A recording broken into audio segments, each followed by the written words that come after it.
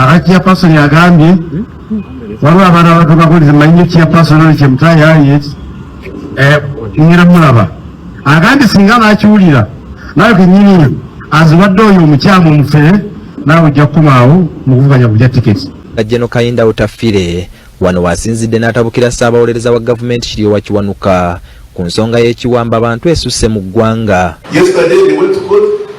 You know what the authorities told us, including to say Kiryowa Kiwanuka by careless and liability. They said we don't know where the money is. Wow. Wait a minute. When people of my size, height and weight disappear without trace. Minister w'ensonga z'omunda mu ggwanga retired Major General Kayinda Otafire atabukidde gavumenti gy'aweerezaamu olw'okukuumiranga abantu abateeberezebwa okubeera nga bazza emisango egy'enjawulo mu kkomera ne batawozesebwa kimala mu bbanga eddene, ng'era wano aliko abantu ab'enjawulo bavuddeyo n'abaako banokolayo. Bino byonna Otafire abyogeredde mu lukuŋŋaana lw'ekibiina ekigatta bannamateeka ekimanyikiddwako nga The Uganda Law Society alubadde olw'okubeera nga bajjukira eyaliko pulezidenti waabwe nga kati essaawa zino mugenzi eyali amanyikiddwako nga Sam Kaleega Njuba. Byonna tugenda kubeera nga tubitunuulira mu ngeri y'emu ne ssaabawolereza wa gavumenti avuddeyo n'amwanukula n'agamba nti gwe bino ebintu obitaddemu politics tomanyi bintu by'amateeka we bigenda mu maaso na kubeera nga bikola. Byonna atubirina olunaku luno olwaleero mu ngeri y'emu omukulu akulira akakiiko ak'ebyokulonda akamanyikiddwako nga The Uganda Electoral Commission, omukulu amanyikiddwako nga Simon Mujenyi Byakama avuddeyo n'ateekawo ennaku z'omwezi empya bonna abeegwanyiza ekyokubeera nga baagala okufuuka abakulembeze b'eggwanga lino akumutendera ogw'aba president n'agamba nti ennaku z'omwezi kakati no tuzikyusizza, campaign zataddewo ennaku endala. Nnaku ki tuzikuleetedde olunaku luno olwaleero, era nga bino byonna abyogeredde wali eri ku kitebe ky'ekibiina ekijja ekisangibwa erweza ekibakwasiddwa olunaku luno olwaleero. Mu ngeri y'emu akulira obanga amyuka omwogezi w'akakiiko kano aka Electoral Commission amanyikiddwako nga Julius Muchunguzi avuddeyo n'ayongera okubeera nga akakasa ebyo byonna ebyayogerwa oyo akulira oba ayogerera amagye g'eggwanga lino erya UPDF.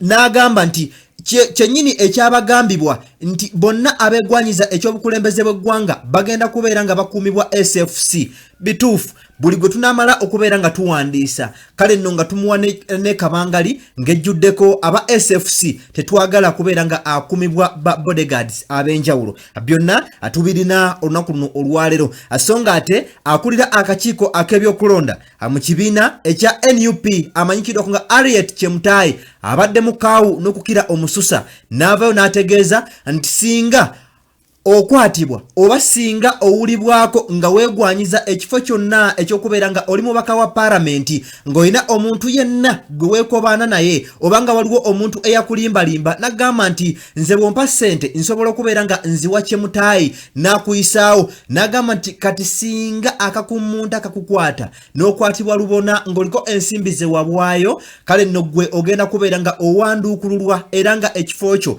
gwe bagenda kubeera nga bakugoba mu nteekateeka. Byonna atugenda kubeera nga tubiraba mu ngeri y'emu.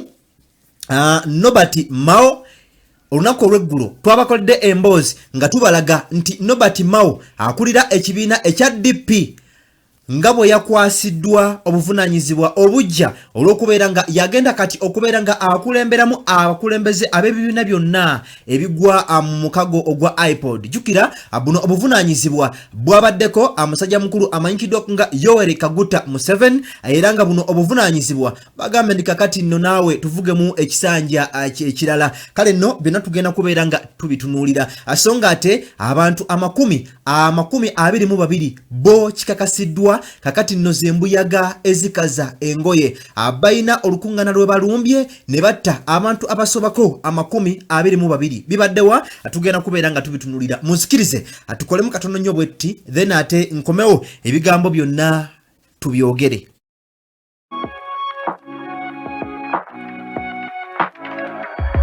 DPTV Uganda, Down People Television.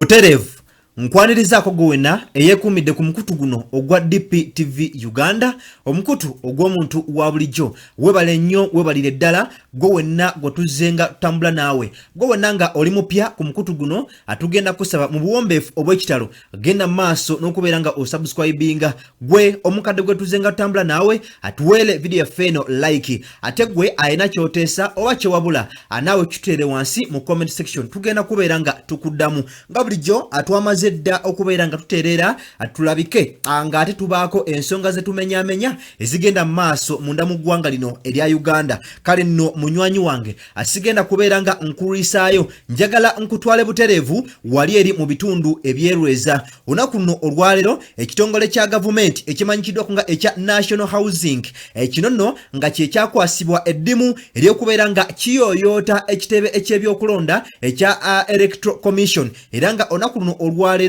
bwe kivuddeyo ne kikwasa abakulu okuvako mu kakiiko ak'ebyokulonda ekitebe ekijja ekisangibwa wali eri erweza ku Entebbe Road. Kale nno nga bw'okiraba enteekateeka ezo zonna bwe zigenze maaso n'okubeera nga azitambula, nga bw'olaba nti baataddewo weema oba tent awagenda okubeera nga abapresident bonna abeegwanyiza ekyobwa president bwe bagenda okujja ku lunaku lujja kubeera nga lwakubiri akooteeka n'olunaku olwokusatu olwo nno basunsulwe ekifo kigazi nnyo nnyo nnyini ddala, era nga bw'ogenda maaso n'okubeera nga okiraba. Wabula mu ngeri y'emu nga ekitebe kino kibakwasibwa omukulu akulira akakiiko ak'ebyokulonda amanyikiddwa nga Simon Mujenyi Byakama, avuddeyo n'abaako obubaka bwagenze maaso n'okubeera nga awa bannayuganda akooteeka n'abo abagenze maaso n'okubeera nga beesimbyewo nti tegubadde mukolo gwa kubeera nga babawa buwi bisumuluzo bya kitebe kino, wabula wabaddewo n'olukiiko lwa bannamawulire olugenze maaso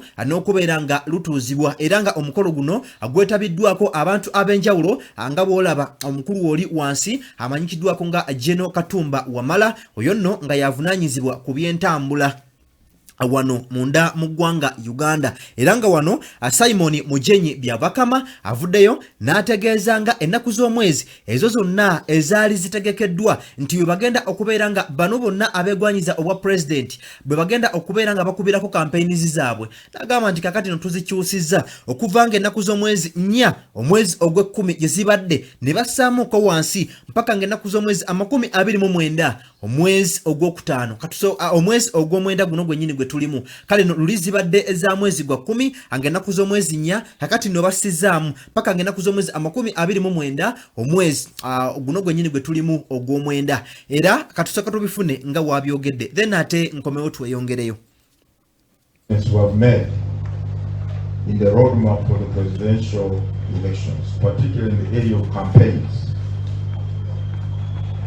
The roadmap was reading that campaigns would start on the 4th of October. But realized nominated on 23rd, 24th, 4th October, almost 2 weeks. When the people are geared to go, they are ready to hit the campaign trail. The hormones are all fired up. You hold these people for almost 2 weeks, you hold them down. We found that in some months ago we have had time trying to keep people under control. So as a commission we have resolved to revise the dates for campaigns. Instead of starting on the 4th, the presidential candidates, those who get nominated, will hit the campaign trail from the 29th of September.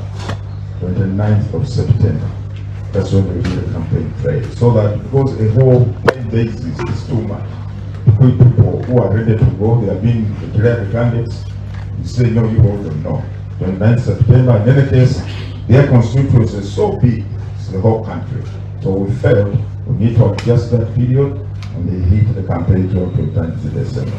There are some adjustments we have made. Alright, yoyo omukulu akulira akakiiko ak'ebyokulonda ng'atangaaza akunaku z'omwezi mmeka bano bonna abeegwanyiza ekifo ky'obukulembeze bw'eggwanga bwe bagenda kubeera nga batandika campaigns zaabwe. Mu ngeri y'emu ayogerera akakiiko ak'ebyokulonda amanyikiddwako nga Julius Muchunguzi yavuddeyo n'akakasa ebigambo ebyayogebwa ayogerera amagye g'eggwanga lino amanyikiddwako nga General Felix Kulaije bwe yavaayo n'ategeeza nti eggye ly'eggwanga ekkulu erimanyikiddwako nga the Uganda People's Defence Force oba mu bufuutifuuti akyosobola okuyita UPDF nti kirina enteekateeka gye kyakwasa eggye erimanyikiddwako nga erya Special Forces Command oba osobola okukiyita SFC nti bano be bagenda okubeera nga bakuuma ba presidential candidates bonna abanaamala okubeera nga banominatingibwa. Kale nno ne Julius Muchunguzi yavuddeyo n'ategeeza nti buli muntu yenna anaamala okubeera nga akakasibwa nti ono amaze butereevu okubeera nga anominatingibwa bagenda kubeera nga bamukwasa kabangali nga kuliko bano abasajja bakulu ab'eggye ly'eggwanga abamanyikiddwako nga aba SFC era n'avaayo n'ategeeza nga Felix Kulaije ebigambo byonna byayogera nti buli candidate asaanidde okubeera nga alina abantu ab'enjawulo abamukuuma. Kale no agamba nti bino kituufu atugenda kubeera nga tubawa patrol nga eriko bano aba SFC. Kale no era nga olunaku lw'eggulo bwe twakulaze yavuddeyo n'ategeeza nti kiisi gwe kasita tumala okubeera nga tukakasa muganda wange ne wobeera nga ovuga kawirubaalo ne wobeera nga osota kagaali ne woba nga otambulira ku booda walina okubeera nga waliwo abakuvaako emabega nga bano bakakasa butereevu nti oli mu bukuumi obwenjawulo. Kagamba bwatyo bwe yavuddeyo nagenda maaso n'okubeera nga ate atutegeeza. Kale no njagala tuveekaawo ate mu kakiiko ak'ebyokulonda butereevu ate nkusaze butereevu nkutwaleko wali eri Makerere Kavule amawulire agava Makerere Kavule oyo gogenda maaso n'okubeera nga wekkaanya si mulala wazira ye mukyala akulira akakiiko ak'ebyokulonda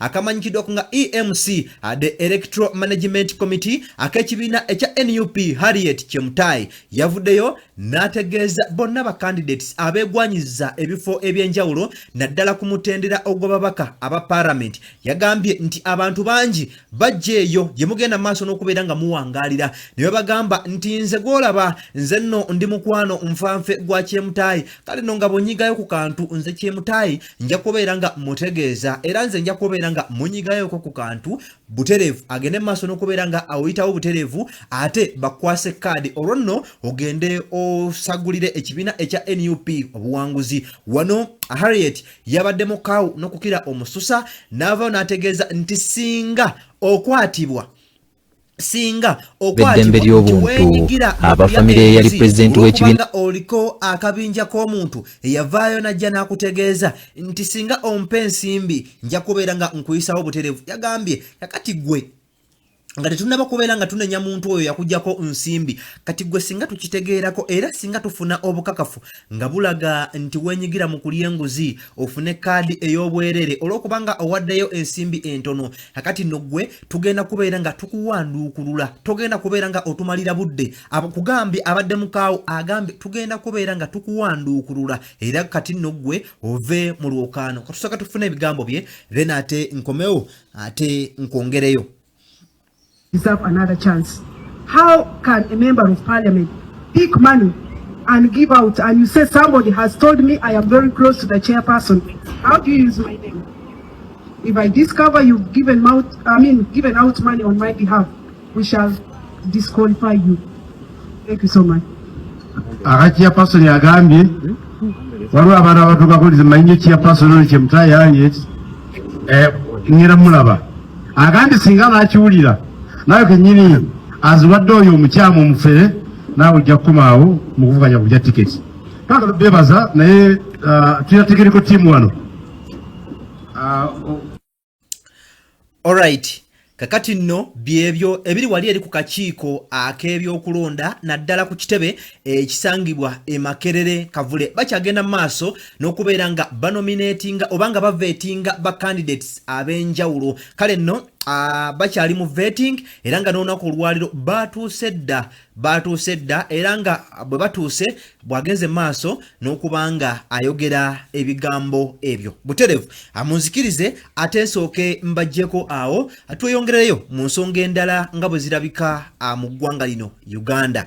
Minisita ow'ensonga ez'omunda amunda mu ggwanga lino erya Uganda amanyikiddwa nga retired Major General Kainda Otafire avuddeyo n'atabukira gavumenti gy'aweerezaamu olw'okukuumiranga abantu abateeberezebwa okuzza emisango egy'enjawulo mu kkomera nga tebawozesebwanga okumala ebbanga eddene, nga wano ajulizza retired Coronel Dr. Kiza Besigye Kifeefe gw'agambye nti ono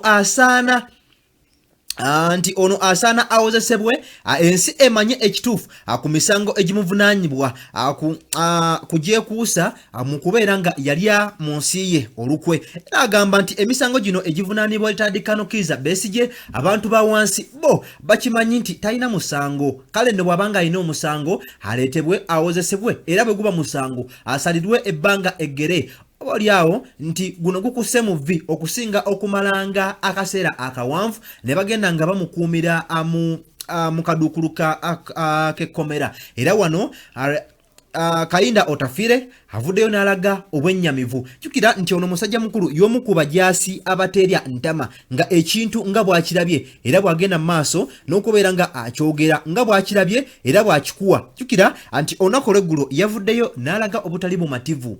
Agamba nti bino si batutwala mu nsiko, era yawano n'agamba nti wano bawamba abantu ab'ekika oba ab'ebika eby'enjawulo. Era n'avaayo n'agamba nti ekibiina ekya NRM kyandifokasinze nnyo mu kubeera nga kiwangula obululu wakati mu kubeera nga bakoledde bannayuganda, si lwakubeera nga bawangula obululu wakati mu kutiisatiisa akwoteka n'okubeera nga basiba abo bonna abebeesimbyeko. Kinajjukirwa nti mwezi gwali gwa May mu mwaka 2025 ono nno amanyikiddwako nga General Kainda Otafire yavaayo n'awakanya pulaani ya Mwami Museveni ng'alaga nti yandisaanye asikize mutabani we. Kale no olwamugwa mu matu nti oba oliawo Mwami Museveni ayina enteekateeka ez'okubeera nga asikiza mutabani we obuyinza wano munda mu ggwanga Uganda. Kainda Otafire yavaayo n'abigaana era n'awaayo okwemulugunya kwe, era nga ne mu mwezi ogw'omukaaga yavaayo n'agenda maaso n'okubeera nga alaga obutali bumativu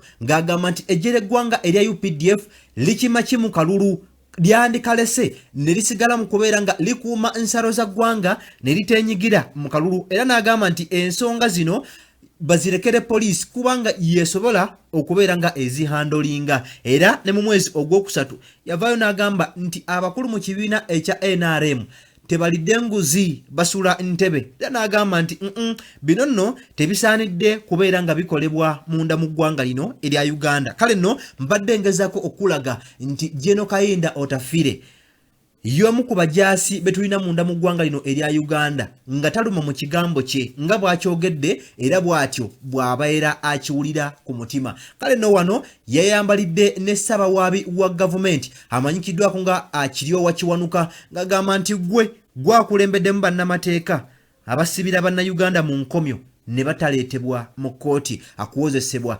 Mu ngeri y'emu assabawolereza wa gavumenti amanyikiddwako nga Kiryowa Kiwanuka olwakutte omuzindaalo naye n'amwanukula n'amugamba nti kati gwe bino ebintu ebitaddemu bya bufuzi naye ng'ate bino bintu by'abamateeka katusooka tubifune nga bwe byabadde olunaku lw'eggulo.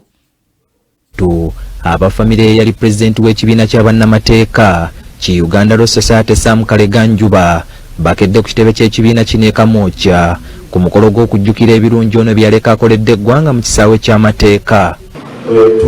Abamu ku beetabye ku mukolo guno ye minisita w'ensonga z'omunda mu ggwanga General Kainda Otafire, ssaabawolereza wa gavumenti Kiryowa Kiwanuka eyeetisse obubaka bw'omukulembeze w'eggwanga era nga yabadde omugenyi omukulu. Wano munnamateeka Erias Lukwago mu kwogera kwe tabadde na bigambo biwoomu eri ssaabawolereza wa gavumenti, abalamuzi n'ab'ebyokwerinda ku nsonga y'okutyoboola eddembe ly'obuntu esusse mu ggwanga. General Mugambe Kiwanuka is a father to the current Attorney General Kiryowa Kiwanuka.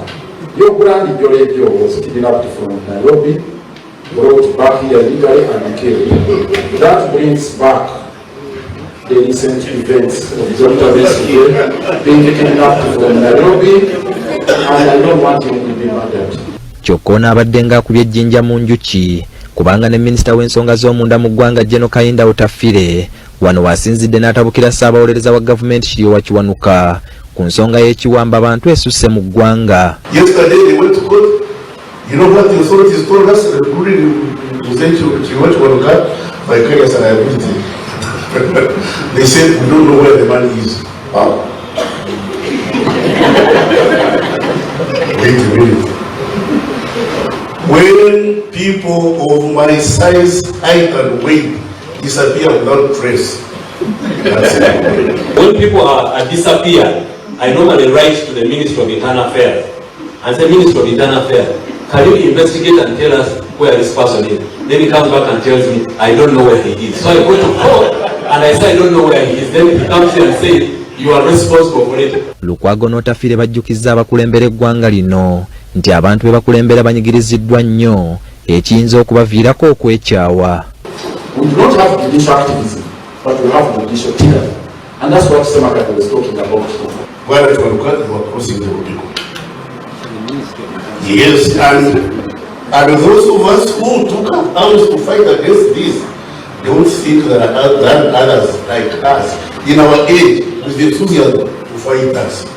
Ssaabawolereza wa gavumenti Kiryowa Kiwanuka olukutta omuzindaalo nga tannasoma na bubaka bwa mukulembeze wa ggwanga asoose kwanukula ku nsonga ezo ezoogeddwako. Ono agambye nti beetaaga okwogera na buli omu ku nsonga eno kubanga ebimu bikolebwa abakulu abamusinga obuyinza n'amaanyi mu ggwanga. I think you should make an amendment and say, so the Minister of Internal Affairs represented by the Attorney General. So all the offences are committed there and then they bring them to me to defend. Kale nno mukwano gwange byebyo ebyavudde wali eri ku Uganda Royal Society nga retired Major General amanyikiddwako nga Kayinda Otafiire nga anabidde bakama be maaso n'abagamba nti bino bye mukola ku bannayuganda kale nno si bituufu. Kale nno mukwano gwange n'olw'emboozi eyo njagala okkirize ate nkwongereyo mu mawulire amalala ge tulina ku tebo yaffe olunaku luno olwaleero nga bwe twakutegeezezza nti olunaku lw'eggulo bapulezidenti b'ebibiina eby'enjawulo gambanga okuvako mu kibiina ekya FDC, mu kibiina ekya NRM, mu kibiina ekya DP, UPC ne Jema, akoteka ne kibiina ekya PP, bavuddeyo olunaku lw'eggulo ne basisinkana wali eri ekololo mu lukuŋŋaana olwalibadde lumanyikiddwako nga the iPod Summit olw'omwaka 2025 era nga luno olukuŋŋaana olw'olunaku olw'akawungeezi k'olunaku olw'eggulo lwakubiziddwa General Yoweri Kaguta Museveni. Kale nno bano bageze maaso n'okubeera mbu nga boogerezeganya mu bintu ebyenjawulo era nga wano era nga amawulire ge twafunye olunaku lw'eggulo agatuyolese nti General Yoweri Kaguta Museveni yabadde munyiivu olw'ensonga nti ekibiina ekya NUP tekyalabiseeko mu lukuŋŋaana luno era n'alagira nti kakati bwe babeera nga olukuŋŋaana luno baalukubye ekimooni bagende maaso n'okubeera nga bawerebwa. Kale nno nga ne babeera nga balina enteekateeka yonna eyeegatta ku kibiina kino oba ku mukago guno ogumanyikiddako nga ogwa iPod tebagenda maaso n'okubeera nga babakkiriza newankubadde era olunaku lw'eggulo wabaddewo amawulire agabadde gasaculatinga ku mitimbagano kugamba wabaddewo ekiwandiiko ekyabadde kitambuzibwa ku mitimbagano nga kiraga nti ekibiina ekya NUP oluvannyuma lw'okubeera nga bakiteekako enkalu mbu kyawandiise ebbaluwa okuyita mu Secretary General waakyo amanyikiddwako nga David Lewis Lubongoya mbu nga kisaba nakyo kyegatte ku mukago guno ogwa iPod wabula tewaliiwo official website yonna ey'ekibiina ekya NUP yirabikiddeko propaganda ono. Kale nno ebyo byonna ne bagenda maaso n'okubeera nga babisambajja era nga kino ekiwandiiko nkugambye nti kyasaculatinze nnyo naye nga abasinga okubeera nga bakibunyisa emitimbagano babadde ba kibiina ekya NRM nga bagamba nti kakati bakulu mmwe aba NUP munnyonnyole kyatuusewo kitya wabula oluvannyuma twakitegedde nti ekiwandiiko ekyo ekyabadde kitambuzibwa ku mitimbagano tekyabadde kituufu. Kale nno olunaku olw'eggulo nkugambye nga bwe baateesezza ebintu ebyenjawulo era nga muno amugenda okubeera nga awulira amawulire agosobola okubeera nga naawe weewuunya. Pulezidenti w'ekibiina ekya Democratic Party era nga ye minisita w'essiga eddamuzi ku nsonga z'amateeka amanyikiddwako nga Nobert Mao era nga ye ssenkaggale w'ekibiina ekya DP kakati mbu yalondeddwa okubeera nga akulembera omukago guno ogugatta ebibiina byonna ebyobufuzi ebimanyikiddwako nga oba ebibiina byonna ebyobufuzi ogumanyikiddwako nga the iPod. Kale nno mu kifo kino kibadde kituddemu General Yoweri Kaguta Museveni okuviira ddala mu mwaka ogwa 2021 mu bateesezako olunaku olw'eggulo mwabaddemu n'okukyusa obuyinza kakati nno wano bakusiigidde ekifaananyi mbuga kati mujje tuteese mukusinga okubeera nga tuwaanagana mujje tuteese obuyinza nsobola okubeera nga mbubawa mu mirembe nti ate temulaba nti wano twasobodde okubeera nga tukyusa n'obuyinza ne tubukwasa ate president omujja jukira abano bonna abassa kimu n'okutuusa essaawa za leero ekibiina ekya NUP tekinaba kubeera nga kivaayo okubanga kiwa ensonga zonna wabula nga kikyayimiridde ku nsonga zaakyo ekyagambibwa nti mubanga mwagala tuteese nga mulira mwagala tubeere wamu twagala tukube olukuŋŋaana luno wakati mu kamera ng'ensi yonna eraba wabula nga kino kyonna kinaagenda okukolebwa musooke mute abo bonna abantu abakwatibwa ne basibibwa nga bavunaanibwa emisango gya byabufuzi kubanga ekibiina ekya NUP kyo kikkiriza nti bano bonna abagenda maaso n'okubeera nga bakwatibwa babalanga byabufuzi lwansonga nti tebalina musango byonna bye babapaatiikako bya bulimba kale nno ate bagenda maaso nakubeera nga babimanyi era nga tebabiinaako mutwe na magulu wabula nga bibakwatibwamu kubeera nga babavunaanibwako misango gyabwe egyo gyennyini egy'ebyobufuzi kale nno bwe bityo bwe byabadde olunaku olw'eggulo wamma ggwe agenda wansi mu comment section otubuulire gwe olowooza ki mu ky'okubeera mbu nga bakyusiza obuyinza ne babujja ku Yoweri Kaguta Museveni ate nno ne babuwa ssenkagale wa DP amanyikiddwako nga Nobert Mao kale nno bano bonna nnyinza okugamba nti kinyonyi kimu mu basiketi emu bwe bagenda maaso n'okubeera nga olwo nno babuukira kale nno njagala nsooke nkuggyekaawo ate osooke okkirize nkutwaleko wali eri ebunaayira kale nno mukwano gwange amawulire agava emitala w'amayanja si malungi lwansonga nti waliwo amawulire ge tufuna ku tebo yaffe nti waliwo abantu abagenze maaso n'okubeera nga batirimbulwa era nga akabinja kabamukwata mundu akateeberezebwa okubeera nga kano ka Al-Qaeda ne Ilazimiki state bano nno bakoze obulumbaganyi mu ggwanga erya Niger olwo nno ne batirimbula abantu abawerya ddala 22 bano nno babadde beetabye ku mukolo ogw'okubeera nga babatiza kale nno wabadde wategekeddwayo omukolo babatize abantu ab'enjawulo mu nzikiriza emu kale nno akabinja kano kabalumbye ku mukolo ogwo ne katta abantu abawerya ddala 15 yes kitegerekese nti omukolo guno ogwabadde ogw'okubatiza guno gwabadde mu bugwanjuba mu ggwanga erya Niger mu kitundu ekimanyikiddwa nga Tilaberi era nga wano battiddewo abantu abasobera ddala mu 15 olwo nno ne boolekera ensalo wali eri nga baagala okutuuka mu ggwanga erya Mali wamu ne Burkina Faso eno nno gye battidde abantu abalala 7 bweddu era nga guno omuwendo bw'ogatta 15 n'ogattako bano abantu 7 olunaku olw'eggulo eggwanga erya Niger lyalumbiddwa ne littibwako abantu abawerya ddala kale nno 22 kale nno mawulire tegagenda maaso nakubeera nga gawoomya nakabululu lwansonga nti kano akabinja aka Al-Qaeda kabadde kaasirikamuuko naye nga kakati olunaku olw'eggulo kakomyewo ne katirimbula abantu abalala kale nno era abagenda maaso n'okubeera nga bavunaanyizibwa ku security munda mu ggwanga erya Niger babakanye dda n'omulimu gw'okuzuula ddala kiki ekituufu oba nakabinja ki akatuufu akasse abantu baabwe n'okutuusa essaawa zino ate bannaba kubeera nga batuwa ebyo byonna ebiri official nga biraga nti akabinja kano ke kavuddeko okubeera nga akatuukako enzita y'abantu baabwe naye nga sofa abantu 22 bo kyakonfamingiddwa dda nti bano nno bavudde mu bulamu bw'ensi eno era nga kakati zembuyaga ezikaza engoye n'olw'emboozi eyo atugenda kubeera nga tukuwa ebisingako awo singa banaabeera batuwadde amawulire gonna agavaako munda mu ggwanga eyo. Buterevu atutambula ne Sheikh Ashraf ononno musomi ate era nga mulombi wa dduwa abeerawo nnyo okubeera nga akutuusako enteekateeka zonna zogenda maaso n'okubeera nga olaba ku mukutu guno ogwa DPTV Uganda. Gwe wenna amwetaaze okubeera nga akuluŋŋamya mu nsonga ez'enjawulo osobola okubeera nga omutuukirira ku nnamba eyo gy'olaba ku screen esembyayo 711 nga bulijjo ntambula ne producer wange The Brazilian baali muwadde linnya pya tugenda kubeera nga tumubatiza batize era nsuubira mu kubatiza okujjako awo tugenda kubeera nga tumubatiza erinnya erya The Brazilian abe ku mapeesa yabaddeyo mu kubeera nga aganyiganyiga kale no nakuwomeseza screen anokubeera nga akukyusiza ebyo nnyini abyogeze maaso n'okubeera nga olaba ku screen yo nga bulijjo Morgan Kisto 56 official CEO Kalidalu content creator Luwero's finest nze abaddewo nnyo katukomewo mu mboozi endala Anessa Jime Buterevu ku DPTV Uganda mubeere bulungi mweraba.